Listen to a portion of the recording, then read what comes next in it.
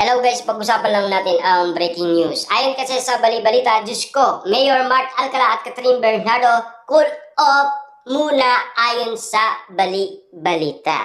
Yan kasi ang balita kay Mayor Mark Alcala at Catherine Bernardo. Siyempre, pinag-uusapan na cool off muna sina Catherine Bernardo at Mayor Mark Alcala. Na ngayon, nag-iba ang tunog. Dati, nag-iwalay ang pinag-uusapan patungkol kay Mayor Mark Alcala at Catherine Bernardo. Na alam nyo naman siguro, naririnig nila itong usapin na ito sa ex dating Twitter. Na talagang ang ingay-ingay ng mga issue patungkol kay Mayor Mark Alcala at Catherine Bernardo. Na talagang umuugot ang mga netizens patungkol kay Mayor Mark Alcala at Catherine Bernardo. Na alam niyo naman siguro, sila ay busy sa kanilang trabaho. Pero pinag-uusapan, nagkita na sina Mayor Mark Alcala at Catherine Bernardo magkasama at spotted dyan sa lahat ng maraming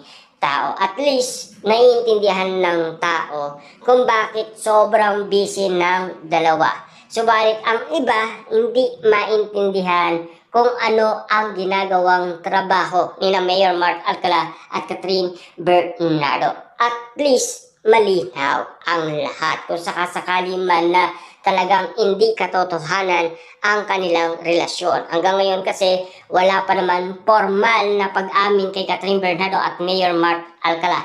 Ang pagkakaalam ko lang, umingi ng pag-unawa at respeto si Mayor Mark Alcala sa kanilang relasyon ni Catherine Bernardo. Na alam niyo naman siguro, hindi nakakalimutan ng mga Katniel fans ang mga nakaraan ni Daniel Padilla at Catherine Bernardo. Lalong-lalo na si Catherine Bernardo na umamin sa kanilang privacy at sa kanilang personal na issue patungkol sa kanilang iwalayan. Nagkaroon lang sila ng space sa isa't isa para patunayan nila sa isa't isa na kayang-kaya nila kahit walang Catherine Bernardo at kahit walang Daniel Padilla, na talagang magiging successful at matagumpay ang kanilang karera kahit solo ira lang sila. Yan kasi ang ibig sabihin ng bali-balita. At least alam na natin na hindi nagkaiwalay sina Mayor Mark Alcala at Catherine Bernardo.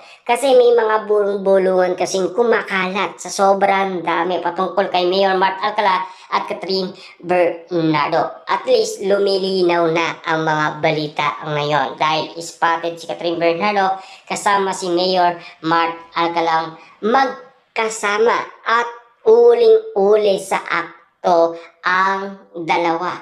At siyempre, alam niyo naman siguro, si Catherine Bernardo tila wala daw sa mood ang itsura niya. Bakit nga ba?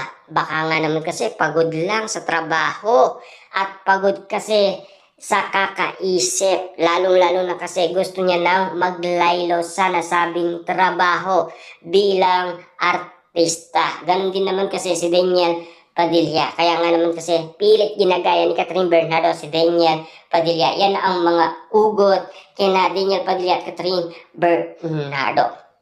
Na alam niyo naman siguro sa ganitong sitwasyon na pinag-uusapan kina Catherine Bernardo at Daniel Padilla ang bagong movie. Kaya lumalabas ang isyong iwalayan ni na Mayor Mark Alcala at Catherine Bernardo. At lalong-lalo na si Kyla Estrada at Daniel Padilla na magkakaroon daw ng third wheel sa nasabing relasyon. At least, malinaw na sa atin na merong mga prediksyon, merong paniniwala ang karamihan at siyempre, hindi pa naman sila umamin na talagang meron nga naman kasing relasyon sina Mayor Mark Alcala at Catherine Bernardo, lalong-lalo na si Daniel Padilla at Kyla Estrada.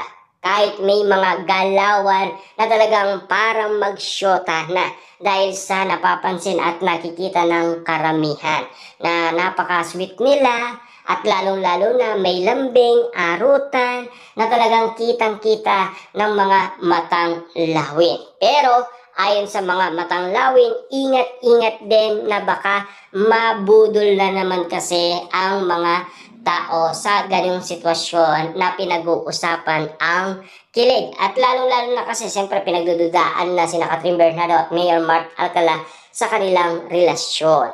Lalong-lalo na kasi napapag-usapan ngayon, tila iba na sa mood sina Mayor Mark Alcala at Catherine Bernardo. Parang nagbabago na ang mga issue ngayon kina Mayor Mark Alcala at Catherine Bernardo. At least, alam niyo naman siguro kung bakit. At kung bakit sila pinag-uusapan dahil cool off muna daw ang dalawa. Hindi ibig sabihin ng cool off ay nag-iwalay na. Hindi naman kasi ganun ang sitwasyon ni Mayor Mark Alcala at Catherine Bernardo dahil focus lang naman sila sa kani-kanilang trabahong ginagawa. At least, malinaw para sa atin. At siyempre, may mga bali-balita sina Catherine Bernardo at Daniel Padilla pinag-uusapan dahil sa paglalaro ni Daniel Padilla ng basketball ngayong August na ito. Malapit na at inaabangan na ng mga Katniel fans ang paglalaro ni Daniel Padilla. At siyempre, ang bulong-bulungan kung si Catherine Bernardo ba ay manunood ng nasabing laro ni Daniel Padilla na baka mag-disguise lang daw itong si Catherine Bernardo. Ayon kasi sa karamihan. Alos kasi kapag lumalabas si Catherine Bernardo, naka-disguise kasama si Mayor Mark Alcala. Pero ngayon, tila nagbago na ang hihip ng angin na hindi na sila nagdi-disguise at siyempre lantaran pinakita ang kanilang relasyon sa publiko na matagal nang inihintay ng karamihan.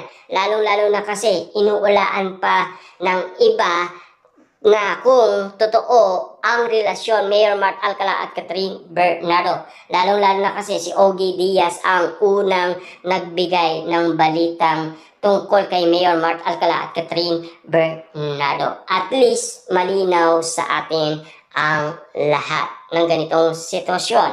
At siyempre, marami pa rin umanong kinikilig kina Catherine Bernardo at Daniel Padilla hanggang ngayon. Kaya nga naman kasi umiinit na ang mga pasabog patungkol sa bagong movie ng Katniel. Pero mas lalong umiinit pa ang relasyon Daniel Padilla at Kyla Estrada dahil alam niyo naman siguro ang galawan ni Daniel Padilla. Kaya nga naman kasi ang sinasabi nila, magjowa na ang dalawa nang dahil sa nakikita parang galawan magsyota na daw. Na alam niyo naman siguro, si Daniel Padilla iisa lang ang nasa puso niya. Walang iba kundi si Catherine Bernardo na paulit-ulit niya sinusuyo para makipagbalikan siya. At lalong-lalo na kasi nagkaroon lang naman sila ng pansamantalang space sa isa't isa para magampanan naman ang kanilang kagustuhan.